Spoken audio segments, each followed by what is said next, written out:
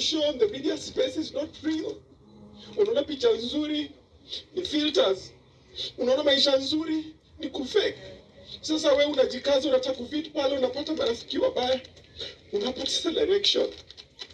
Social media is not a real space. And all we are doing as young people, we are competing with each other instead of collaborating and supporting each other. Ukiona mwingine ako na shida, tunaanza kuchekeleana, tunapiga picha.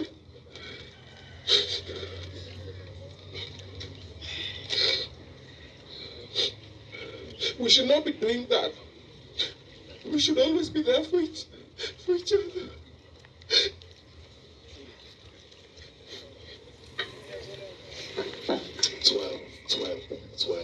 You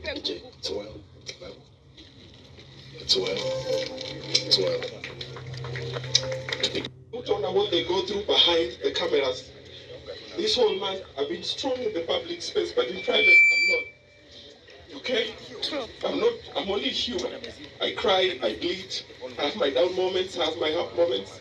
I've been through a lot of things. I always try to make other people happy. Nikipata watu nataka tu wafurahishe, wacheke, wasikumbuke zile mashida wanaenda through. Watu wa Kenya wote wako na mashida.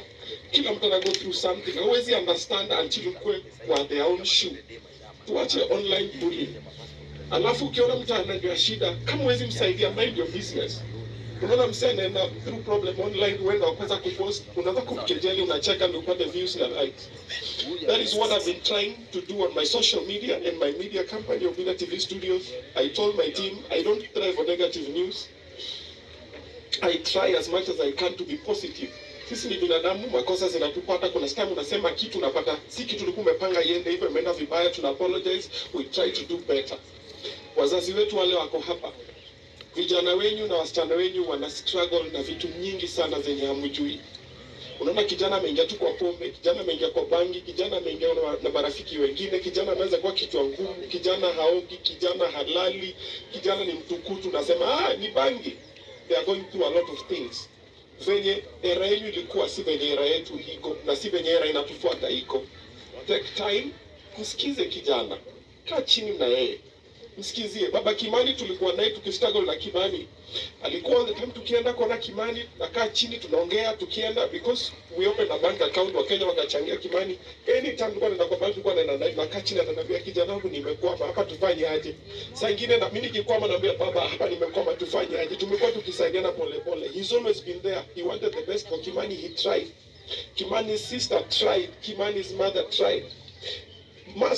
Some of Kenyans tried, but wengine nao walikuwa pale wanaona kazi ni matusi. Akikuja interview, kwani amepatiwa amekula nini huko? Ona vile amenona nini? Kenyans are very fast to insult each other online. That is not the future. That is not where we are going. So let's try and be accommodative. Tushikane mkono pole pole. Kama hauna kitu mzuri ya kusema Obina, nyamaza. Kama kuna kitu mzuri sema. I'm always telling people, give people their flowers when they are alive. Ukiona anafanya kitu poa, kama ukiona msikristo anafanya kitu poa, mwambie msikristo kazi fiti, umemsifi poa, noma. Usinyamaze tu siku moja akishaninda unasema nilitaka sana kumwambia hivi. Tomorrow is not guaranteed. Sadly, this is the path all of us are going through. Yangu inaweza kuwa kesho, inaweza kuwa kesho kutwa, sijui. But mimi nikitoka duniani nataka nikitoka niwache kama ni